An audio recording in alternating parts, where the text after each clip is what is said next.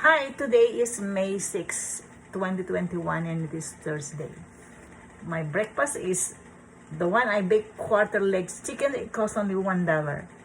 And the celery, I just fried my celery with oil and soy sauce. Only like that, simple. Then I steam. By the way, I saved my container duck ham. This is a duck ham. This is the ham. I save it to steam. Kasi mahal ang lilanera ng leche plan niya. Now, this is the way I prepare my food. I don't use a microwave. Kasi ang microwave, may radiation. Ayun. Oh. Tapos na itong manok, mainit na. Sana wag nang baksak. Ito yung chicken, mainit na, pinainit ko sa kumukulong tubig. Ito may colander ito. Ito butas-butas ito colander. Hindi naman kumukulong tubig. Ngayon, ilalagay ko ngayon yung celery.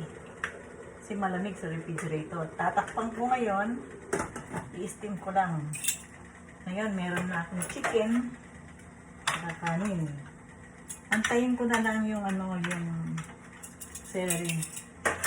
Kakain na ako. Ayan, ipapakita ko sa inyo ng close-up.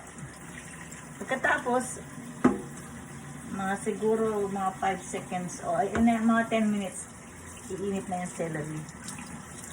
Kasi ayoko ma-overcook ang celery. Ito, nag-uugas ako ng kamay para mahawakan ko yung camera. This is me again. I eat celery, steamed celery, fried celery lang with patis yun ha. Tapos pinreserve ko ngayon, ini-steam ko na. Ngayon, ito yung ini-steam ko yung celery. Ayan, ang celery. Ayan, ang kakainin ko ngayon. Naka-ready na yung lamesa ko doon. Kakain na rin ako. Subukan natin